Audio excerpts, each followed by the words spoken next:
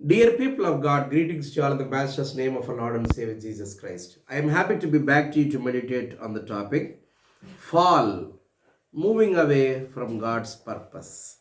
పతనము దేవుని ఉద్దేశమునకు దూరమగుట అనే అంశం గురించి దినం ధ్యానం చేస్తాం, ప్రార్థన చేస్తాం. మా దేవ, వాక్య ధ్యానంలో నీ కృప మాకు అనుగ్రహించి ఇప్పుడు నీవే మా అందరితో మాట్లాడమని యేసునామమున వేడుకొనుచున్నాము తండ్రి. ఆమె దేవుని యందు ప్రియమైనటువంటి వారులారా, మనుష్య పతనం ఎప్పుడు సంభవిస్తుంది?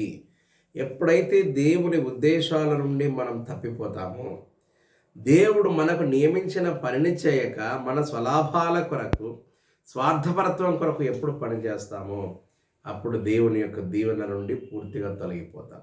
దేవుని ఉద్దేశాల నుండి మనం పూర్తిగా పక్కకు చెదిరిపోతాం.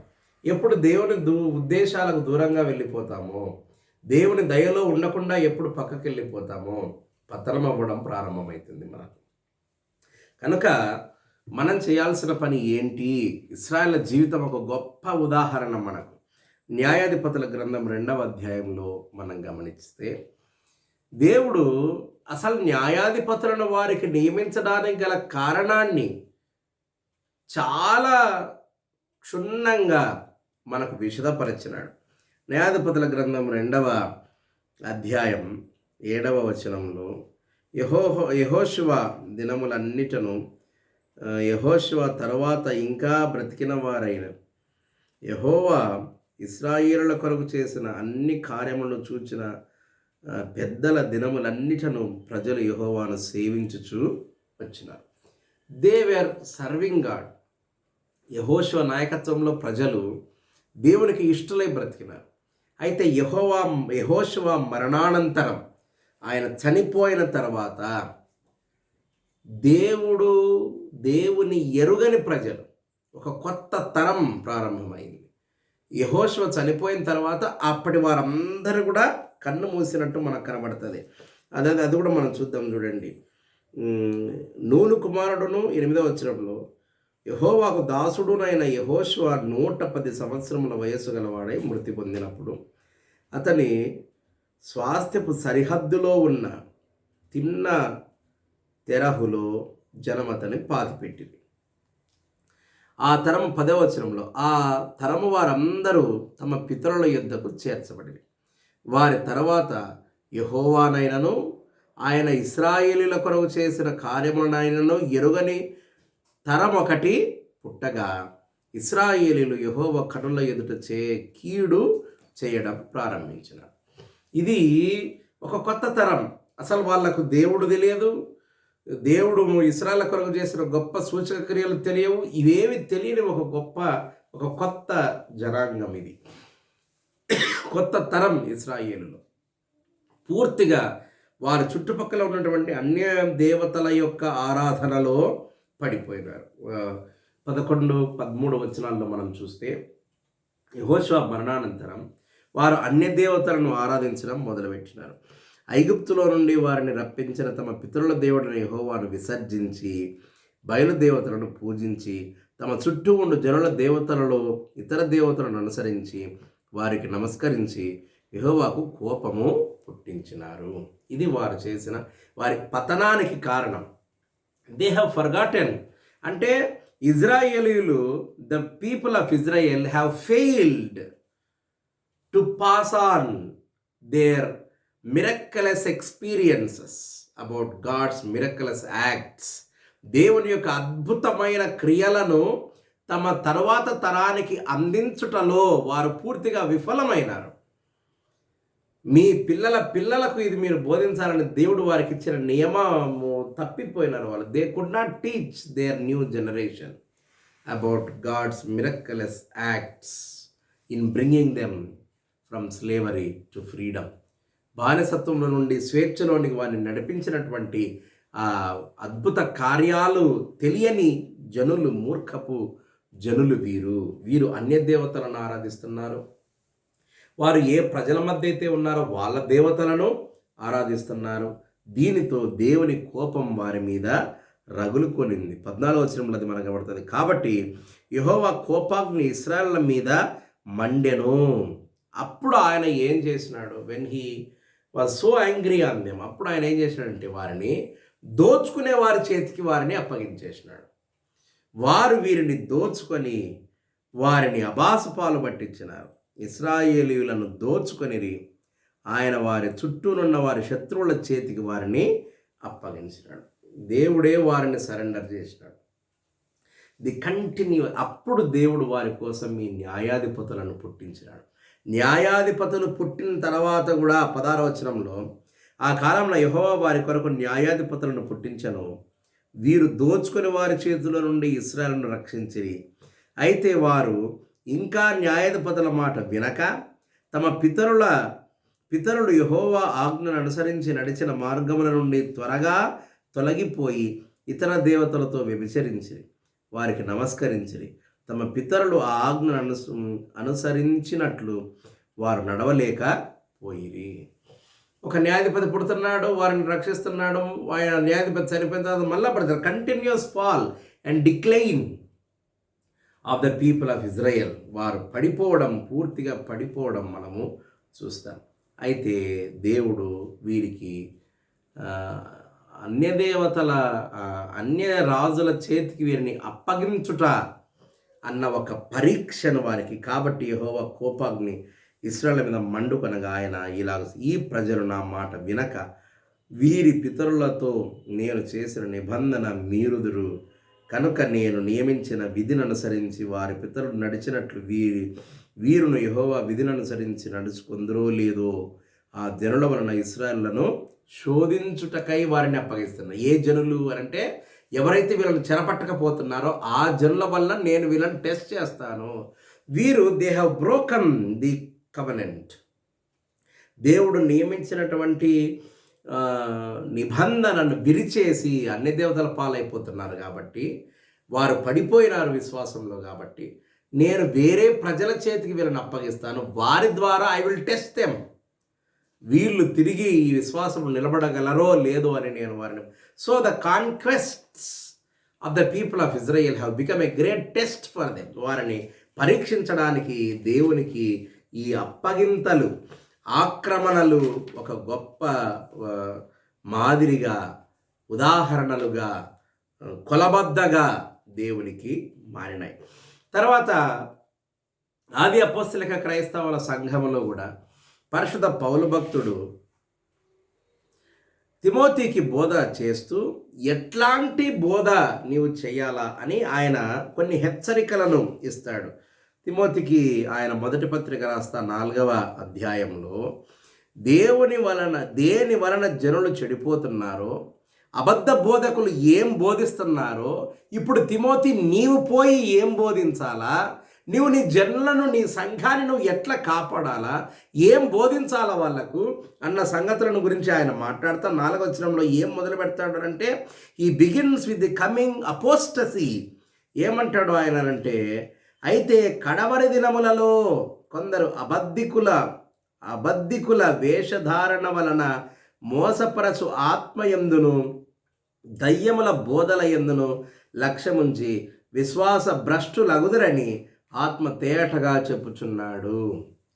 కడవరి దినములను గురించి the apostasy Saint Paul is teaching to Timothy. కడవరి దినములలో అబద్ధికులు వస్తారు. వాళ్ళు వేషధారణతో ఆత్మయందును దయ్యముల బోధల యందును లక్ష్యముంచి విశ్వాస భ్రష్టులైపోతారు, విశ్వాసంలో పూర్తిగా పడిపోతారు.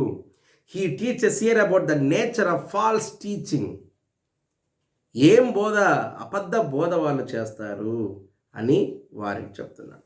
తర్వాత నిజమైన సేవకుడు దేని మీద దృష్టి కేంద్రీకరించాలా అని చెబుతూ, నీవైతే 6వ వచనంలో ఈ సంగతులను సహోదరులకు వివరించిన యెడల నీవు అనుసరించుచూ వచ్చిన విశ్వాస సుబోధ సంబంధమైన వాక్యము చేత పెంపారుచు క్రీస్తు యేసునకు మంచి పరిచారకుడవైందువు. ఇవి కాకుండా ప్రజలను కరెక్ట్ దారిలో నీవు నడపాలి. ఏంటిది ఆ కరెక్ట్ దారి? ఏం చెప్తున్నాడు ఆయన అంటే, అపవిత్రములైన ముసలమ్మ ముచ్చట్లను విసర్జించి దేవభక్తి విషయములు నీకు నీవే సాధకము చేసుకొనుము.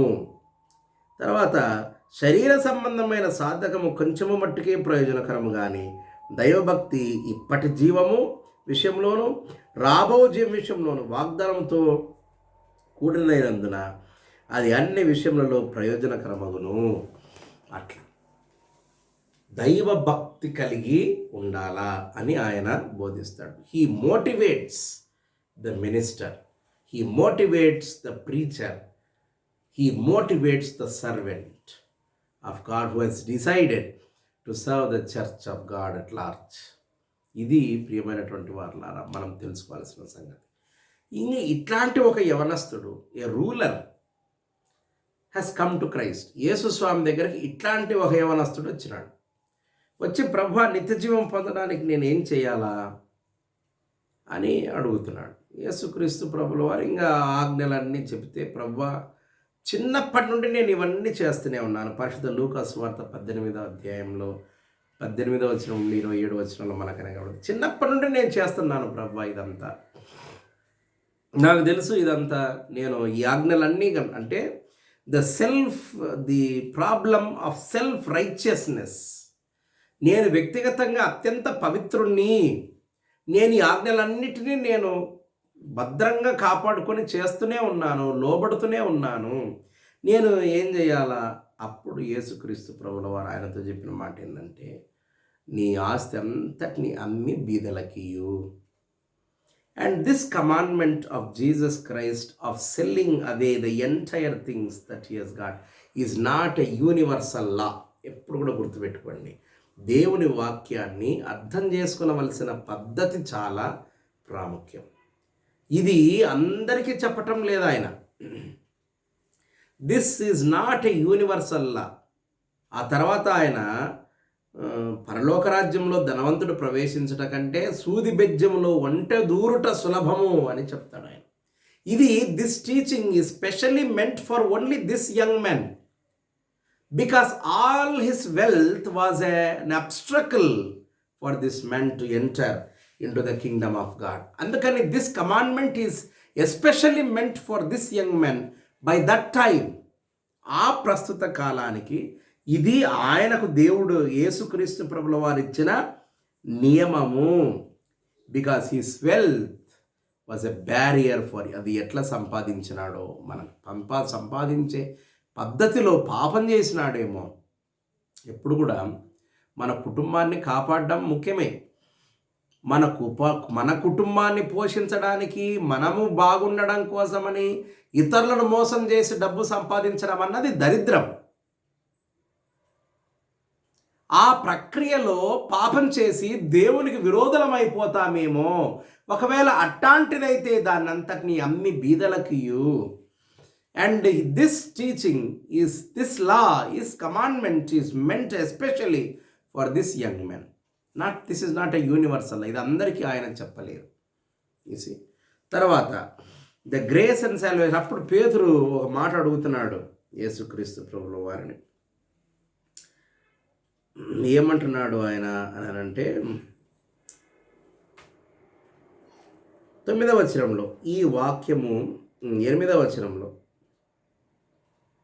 శరీర సంబంధమైన సాధకము కొంచెం ఉంటుంది, ఈ వాక్యము నమ్మదగినది, పునఃయోగ్యమైనది ఉన్నది, మనుషులందరికీ రక్షకుడును మరి విశేషముగా విశ్వాసులకు రక్షకుడునైన జీవము గల దేవుని యందు మనము నిరీక్షణ ఉంచుచున్నాం. లూకా సువార్తలో ఇది దేవుని మీద నిరీక్షణ ఉంచమని పౌలుకు తిమోతి బోధిస్తున్నాడు. పౌలు తిమోతికి బోధిస్తున్నాడు. మరి లూకా సువార్తలో 18వ అధ్యాయంలో ఆయన చివరికి వచ్చేసరికి ఆ పేతురు అడుగుతున్నాడు ఆయనను. ఏమన్నాడు పేతురు అడుగుతున్నాడంటే, ఇదిగో మేము మాకు కలిగినవన్నీ విడిచిపెట్టి నిన్ను వెంబడించినాం కదా ప్రభు, మరి మా పరిస్థితి ఏంది అని పేతురు అడిగితే, ఆయన దేవుని రాజ్యం నిమిత్తం ఇంటినైనను, భార్యనైనను, అన్నదమ్ములనైనను, తల్లిదండ్రులనైనను, పిల్లలనైనను విడిచిపెట్టినవాడు ఇహమందు చాలా రెట్లను, పరమందు నిత్య జీవమును పొందకపోడని నిశ్చయముగా మీతో చెప్తున్నాను. మీరు దేవుని నిమిత్తం, దేవుని రాజ్యం నిమిత్తం వీటిని పోగొట్టుకుంటే అంతకు మించిన గొప్ప ఆశీర్వాదం, రెట్టింతల ఆశీర్వాదం ఇహలోకమందు, నిత్య జీవం పరలోకమందు కూడా పొందగలరు అని క్రీస్తు ప్రభుల వారు పేతురుకు బోధిస్తున్నాడు. మరి ఇందాక మనం చదివినట్లు తిమోతికి పత్రిక రాస్తా పౌలు భక్తుడు ఏమంటున్నాడు అని అంటే 9వ వచనంలో, ఈ వాక్యము నమ్మదగినది, పూర్ణాంగీకారంలోకి యోగ్యమైనది, మనుషులందరికీ రక్షకుడును మరి విశేషముగా విశ్వాసులకు రక్షకుడునైన జీవము గల దేవుని యందు మన నిరీక్షణ ఉంచి ఉన్నాము గనుక ఇందు నిమిత్తం ప్రయాసముతో పాటుపడుచున్నాము. దేవుని యందు మన goal must be with God. ఇది మనం చేయాల్సిన పని.